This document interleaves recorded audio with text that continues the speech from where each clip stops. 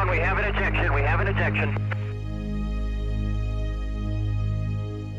The aircraft is descending over the North Base area. I have a chute. The pilot's out of the seat and the chute is good. Okay, Bravo, copy. We had a highly competent team, very experienced, many flights under their belt.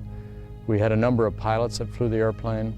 The pilot in particular that was flying that day had been on the program from the very beginning, highly experienced with the X-31. Each mishap has its own set of circumstances and its own sequence of events. But you find similar issues: communications, complacency, assumptions that haven't been warranted, human frailties. And you have to account for these things in a program. This is like a chain. You make a chain when you have any of these accidents, a chain of events. Any link of the chain, if it were broken, you would not have an accident. This was the A-team. We had the best people from every discipline, from every organization, and we lost an airplane. So if it can happen to the best team, it can happen to any team.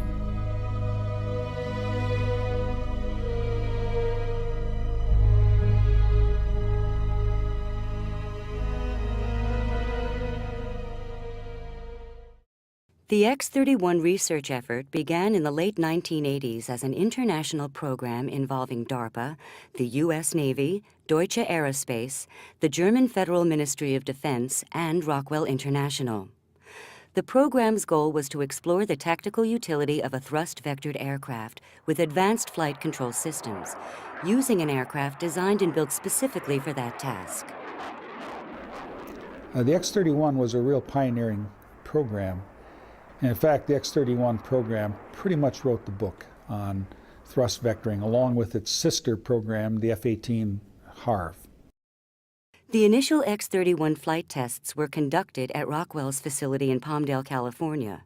But in 1992, NASA and the U.S. Air Force joined the X-31 research team, and the test flight program was moved to the Dryden Flight Research Center on Edwards Air Force Base. And before too long, the X-31 was turning in some extremely impressive results. By any measure, the X-31 was a highly successful program. It regularly flew several flights a day, accumulating over 550 flights during the course of the program, with a superlative safety record. And yet, on the 19th of January, 1995, on the very last scheduled flight of the X-31's ship number 1, disaster struck. This particular flight had been on the books for some time to get done, and it was, by our standards, an absolutely routine flight. We were not expanding the envelope. We were not trying anything new. We were flying a new pitot-static tube, but this was in a routine mission, a routine task, routine flight environment with an experienced pilot and experienced crew. But while the flight was routine, there had been some changes to the configuration of the X-31 since its initial flights. In particular, the original pitot tube, which supplies airspeed information to the plane's flight control computers, had been replaced with another kind of pitot tube known as a keel probe. The keel probe gave more accurate airspeed data at high angles of attack, but it was more vulnerable to icing, especially since the keel probe on the X-31 did not have any pitot heat. We were never to fly the airplane in ice. That was a prohibited maneuver. So if you're prohibited from flying in ice, you don't need a heater. Normally, the conditions at Edwards are warm and dry enough that icing or pitot heat isn't a concern. But January 19, 1995 was not a normal day. The unusual part of the day was we had a high humidity at altitude, actually conducive for freezing conditions. And airplane was operated for in and out of some fairly high moisture content for extended periods of time. Led to some indications in the cockpit and the control room that it was causing problems with the air data system.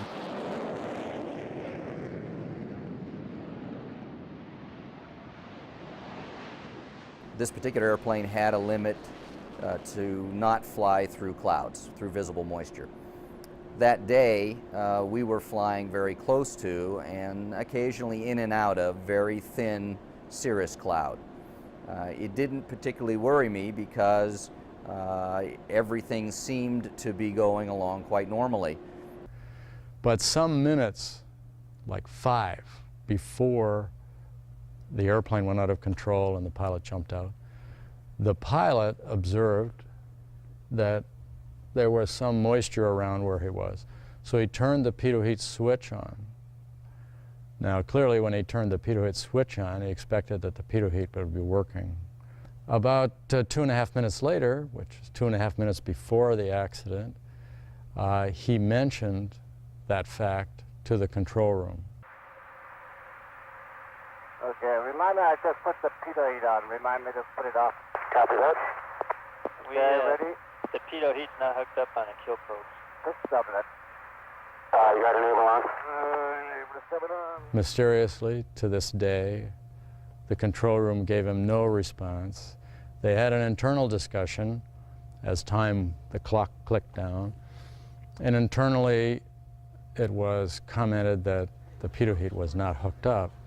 But this vital piece of information was not relayed to the pilot for more than 2 minutes.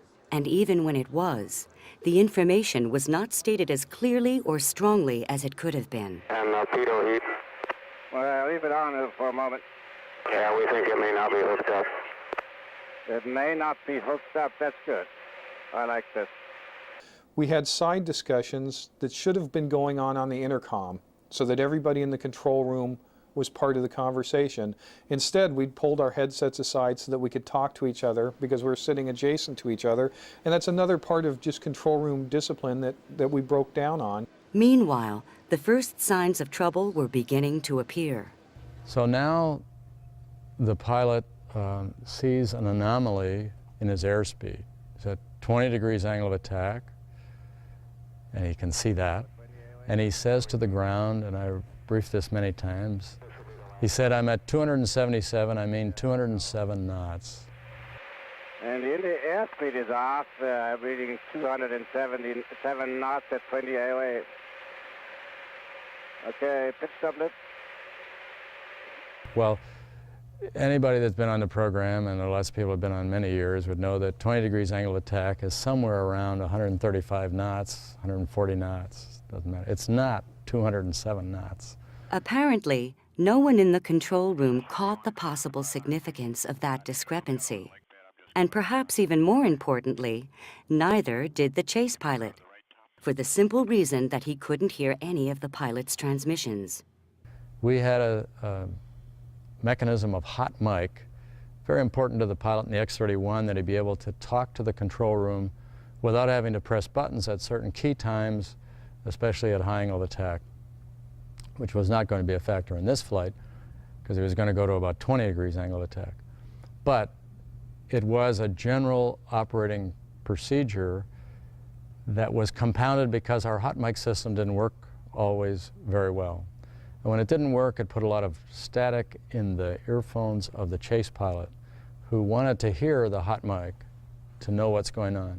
So it was the one-sided nature of the communication that kept me from having the situational awareness to be able to step in and say, hey, I'm reading X knots and you guys are reading Y knots, and these two numbers should be the same, and they're not. The X-31 did indeed have an air data problem. The unheated keel probe had frozen over in the cool, moist conditions, causing it to start giving incorrect airspeed information to the X-31's flight control computers. In terms of the accepted risk, the failure of the pitot-static system or damage to it was well known. It was well understood. The pilot himself had simulated the failure in simulations before we even got the airplane. And it probably helped him understand that he had to get out of the airplane because the time is short when the airplane is diverging. And we went through quite a thorough review of the hazards that we knew or could come up with based upon the design of the flight control system. And we thought we had a good handle on that. We thought we could lose the whole nose boom. We could take a bird strike wipe out the whole nose boom, and fly home safe. As a result of that, we thought we had a pretty robust system. The reason the team thought they had a robust system was the X-31's flight control system was designed with 3 backup reversionary modes the pilot could select in the event of an air data problem or other systems failures. So in the case of if you saw something that was not right, or the control room saw something that was not right with respect to the airspeed system, they could tell the pilot to go to R3. R3 was a reversionary mode that would have removed within 2 seconds the airspeed data inputs into the flight control system. The control surface response to pilot inputs would then be independent of airspeed, allowing the airplane to remain controllable for the remainder of the flight back to the landing. The accepted risk was probably reasonable, but here's the kicker. The consequences of a failure are so high here that you really needed to put some special attention on this. The designer did by putting R3 in. But nobody on the test team, including the pilot, realized that the X-31 was experiencing an air data problem that would require implementing the R3 reversionary system. For several minutes, we had indications that the airspeed was becoming poor, both in the cockpit and the control room. And in our last-ditch catch, nobody stood up and yelled, "Wait a minute, this can't be right." Because had we realized what was going on, the control system had the ability to go to fixed flight control gains, and with fixed flight control gains, it would not have been a problem. They would have been able to land the airplane safely. But we just never got enough information to make the decision to do that. We had an alternate airspeed indicator that used a different pitot tube, which would be less susceptible to icing than this special tube. It was at the pilot's right-hand knee, and he never looked at it. We had a lack of attention to the reversionary modes. Gradually, we were not thinking. We learned to depend on the control room. They're going to tell us when we need to go to R2 or R1 or R3. We need to know as pilots, which we kind of forgot, where are the safety nets?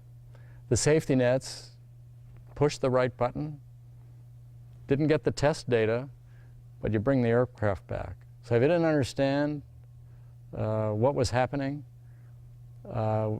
we should have been constantly reminded, push the button and talk about it. Pilot obviously wasn't concerned. His experience, probably, if you look at the control room, the pilot and everybody involved in that day's activity, he was the most experienced X-31 in that day's activity. He had been on a program since Palmdale. So he noticed something, but he wasn't concerned, and he didn't ask for help that I was aware of. And so I think the control room said, well, he's not that panicked, I'm not that panicked, and I think that fed off each other a little bit. The team moved on to the final test point of the day, a simple automatic control response test that required only a command from the pilot to initiate. But once again, the airplane did not respond as expected. He hits the box, presses the button, and he says, I don't get anything. Well, he didn't get anything because the box was designed not to put any input if you went beyond a certain speed, like 200 knots. So it was seeing the false airspeed of 200 plus knots. And when he pushed the button, it didn't work. 3, 2, 1, go.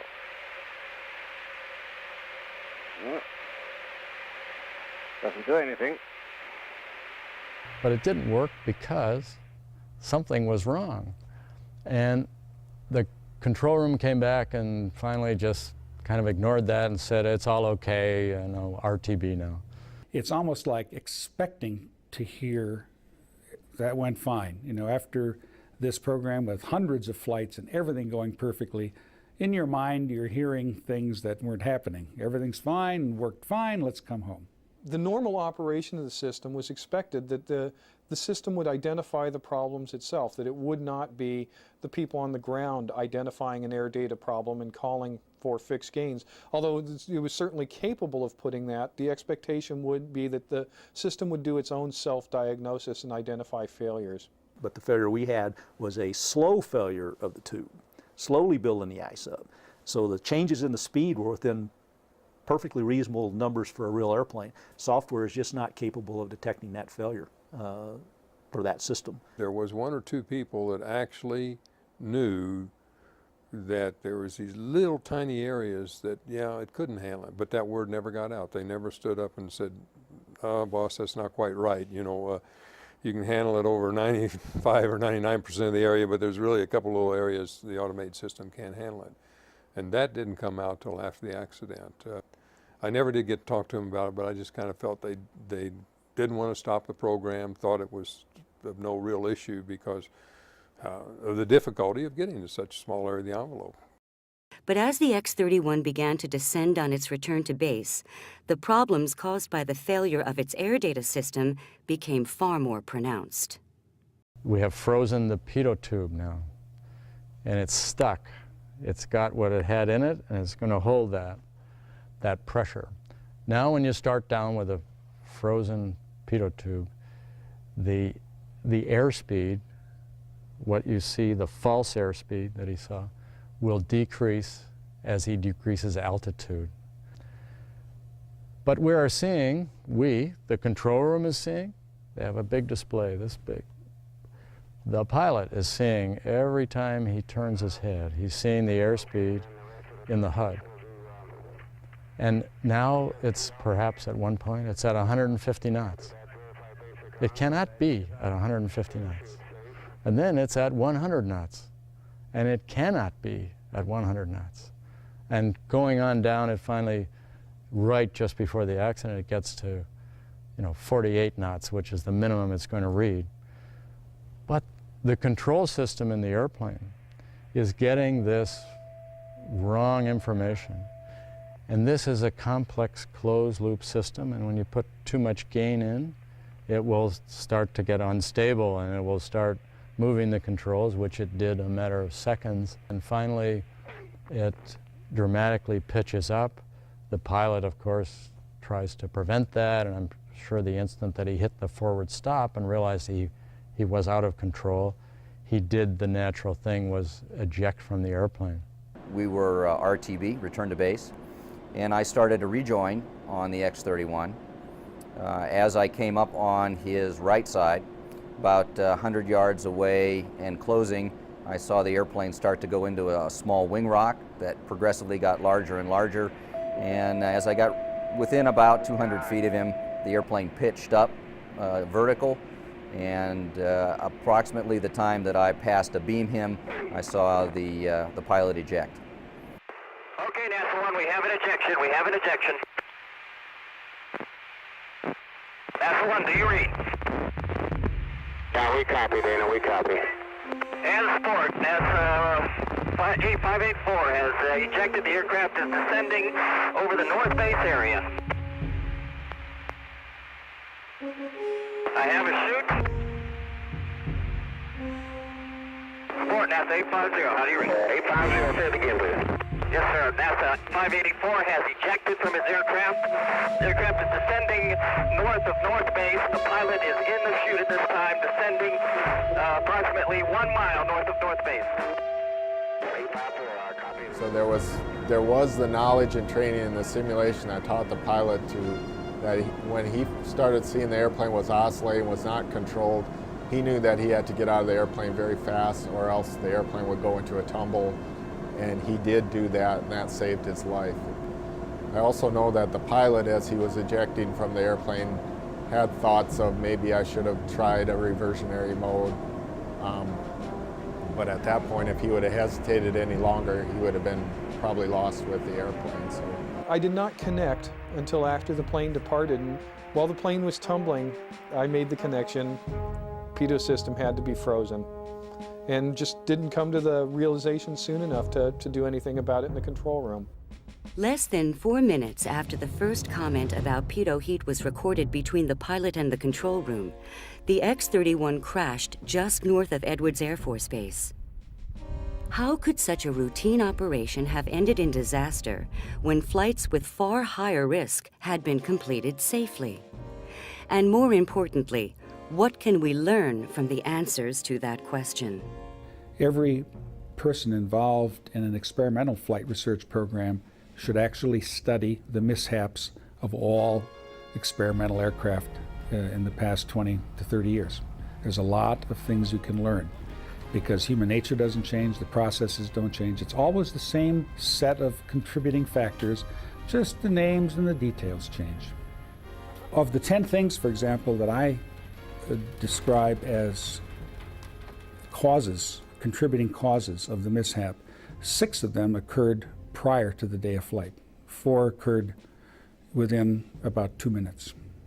So we had a better chance of working on the 6 than we did on the 4.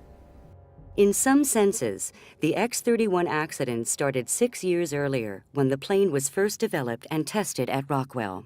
We had a hazard analysis from the initial design, and in the accident that had to actually get dusted off. You should never have to dust off one of those. Everybody familiar with the program, at all those levels need to have a really good, comfortable feeling of what those hazards are and what is accepted in the risk. There was a redo of that analysis as we moved to NASA in '92, and I think and it was clear after the accident, not everybody really understood what that design was to the detail you needed to understand the full risk of the program. Clearly, from 1990 to 95, you have a large team turnover. We changed locations. We expanded the objectives of the program. And as time rolls on and the new people come in, not everybody has the same understanding or appreciation of the kind of vehicle we're operating. It's a special airplane. It's not the same risk as any other airplane. And to operate it every day, you really ought to have the same appreciation for the risk. And I don't think we as a team did a good job of keeping everybody that came to the program with the same level of understanding of both the design and the risk on the airplane. We shouldn't have had a control room, a pilot, and a team that day that didn't understand that fundamental fact. And it's not elaborate, it's just straightforward. The airspeed I see in the HUD is the airspeed the computer uses. If the airspeed I see has got a problem, the airplane's got a problem. And that fact, it didn't get communicated correctly from old team members to the new team members. And if it had, I don't think there'd have been anybody in that room that wouldn't have yelled stop and jumped off a bridge to make it happen. There were errors made. The pitot heat circuit breaker was disabled, but there was no placard in the cockpit to say no pitot heat. And notices of the configuration were sent around, but here also we probably lacked one step, and that is to know that everybody got the message. It's one thing to send it out, it's another thing to verify everyone has read and understood it. And so that procedure was changed, by the way, so that people ripped off the bottom of the page and sent it back. I've seen it. Ironically, the X-31 program also may have been a victim of its own success. I never saw complacency in this team. I went to tech briefs, crew briefs. It was treated very professionally, and in fact, to some extent, it was treated like an experimental airplane every flight. But certainly you have to think that after hundreds of flights, excellent results, and the fact that none of these hazards, these terrible things that you predict could happen, has ever happened, it could lead you to be less sensitive to things that are happening. Maybe just a little bit of the edge comes off.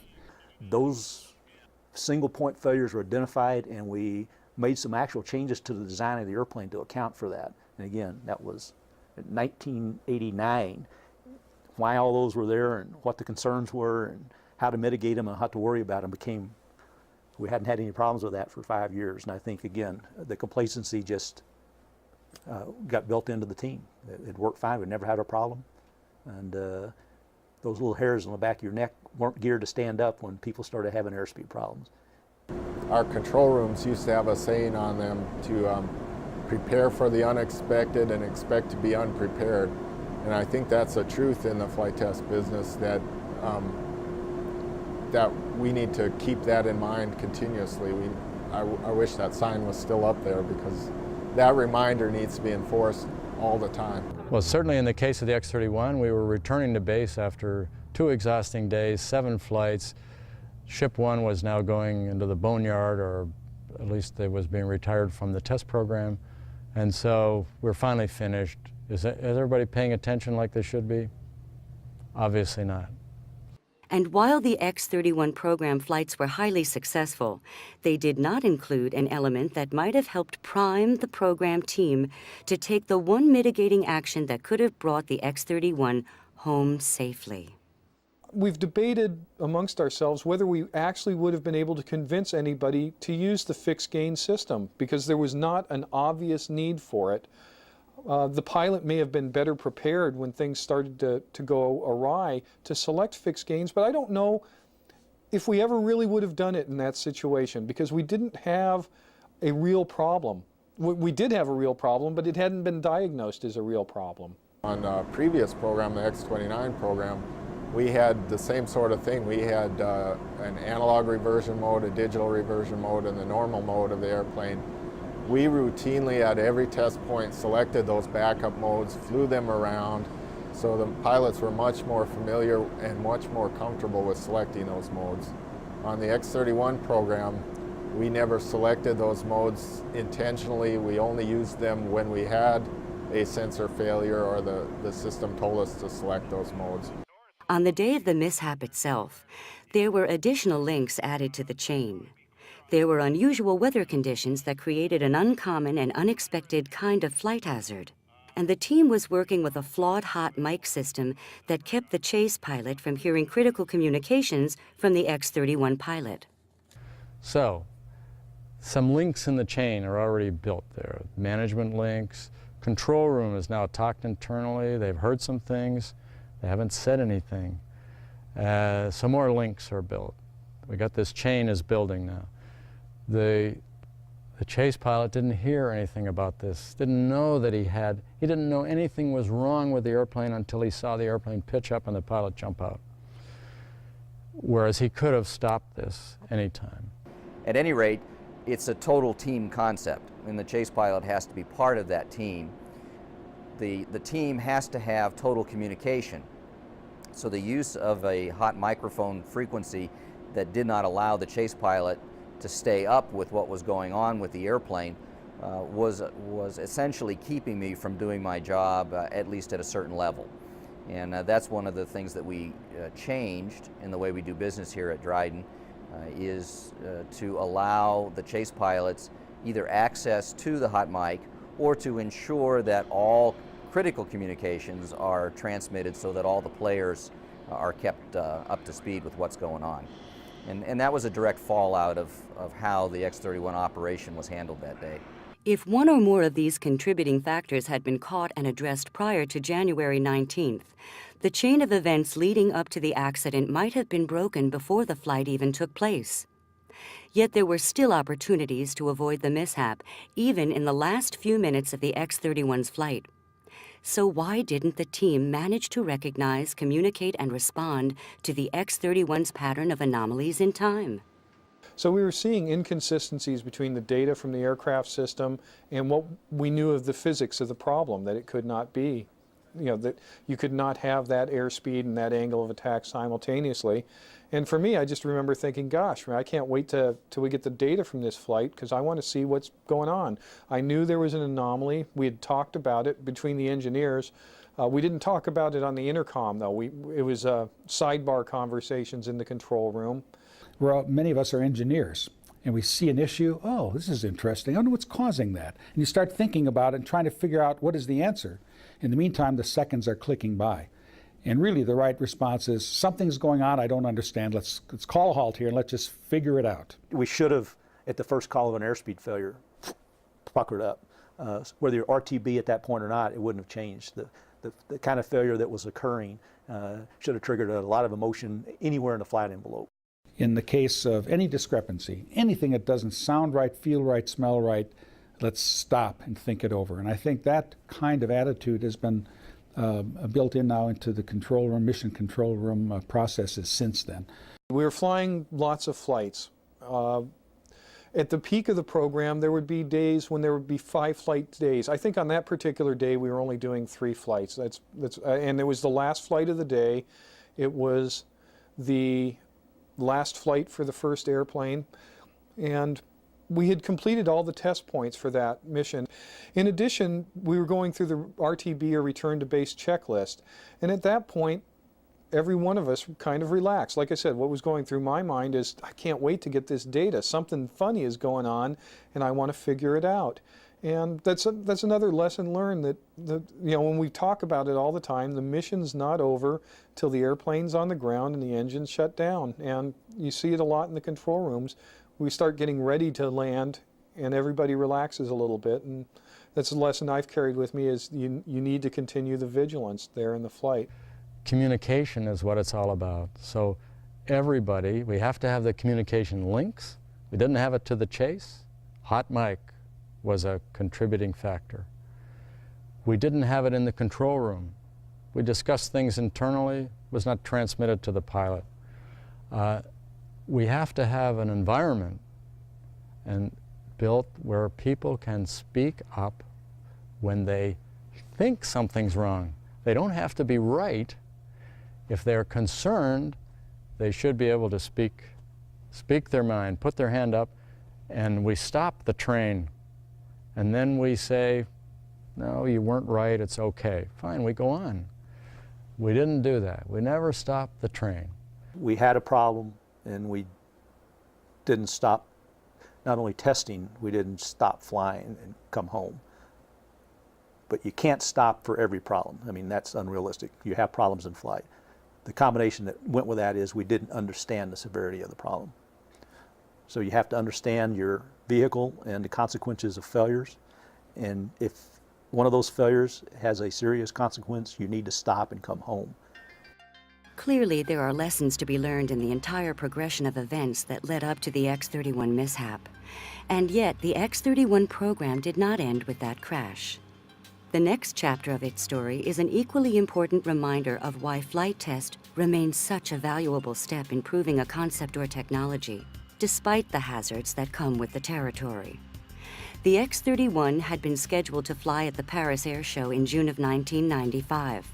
But after the loss of one of the two X-31 ships less than 6 months before the show, it seemed an impossible goal. Having lost the airplane, pretty much everyone thought that's it. Because flying the kind of maneuvers that this airplane can do at 500 feet sounded a lot riskier to me after you lose an airplane. The team really talked a lot about this and decided that it did not want to end this program on a low note. And so we made the decision to press on with the Paris Air Show. A huge thing to sign up for was to take an airplane that just crashed and to turn around to go do a low altitude, high angle attack flight demonstration. That took a lot of guts on everybody's part and a lot of good engineering work to make that happen. We actually flew the X-31 84 days after the mishap. And this required the board to reach its conclusions, to write a report, for the team to react to all of the issues and problems and contributing factors brought up, solve the problem, and get it into an airplane and get it qualified for first flight. It was all done in 84 days. It does tell you about the quality of the team. Cool. Landing level right. And we're coming. Totally different aeroplane which will demonstrate a most remarkable flying ability. It is the X-31 technology demonstrator. You know, after the mishap, I think the program made a spectacular recovery and made one of the finest appearances ever at the Paris Air Show. The airplane did things that no other airplane could do. The Russians had demonstrated post-stall maneuvers with the Cobra, but it was really an open loop maneuver. They pulled back on the stick and then you flew out of it at the end. Whereas the X-31 just demonstrated the ability to control all axes of the airplane, pitch, roll, and yaw simultaneously while operating at the extremes of the flight envelope. So, a fantastic air show, absolutely the most spectacular I've ever seen, and I saw every one of them. And I stood with the crowd on some of them, and I was in the control tower on others, and out right underneath it at other times. But to be with the crowd and watch, even hardened veterans, military, had no concept of what it could really do, and seeing it was jaw-dropping for the crowd. It was spectacular. the announcement that the X-31 was next to fly, as you look down the row of chalets, you see all the people coming out of the chalets out against the railing to watch the flight. If the events leading up to the X-31's mishap are a reminder of how much vigilance is required in order to mitigate the risks inherent in a flight test program, the X-31's Paris Air Show performance was a reminder of why those risks are still worth undertaking. Flight test of all kinds is inherently dangerous. There are risks involved in it. Never can you or anybody else bring it to zero. Well, you can. That's keep the airplane in the hangar. Don't fly. Well, if you don't fly, you don't move forward, you don't discover, you don't prove things. So you need to take some risks, but you need to do it in a controlled fashion. The reason we spend time on looking at these accidents is that there aren't many accidents.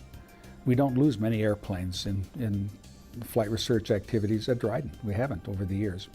And so when you do have one, you better learn everything about it. In fact, you should do the same thing for close calls.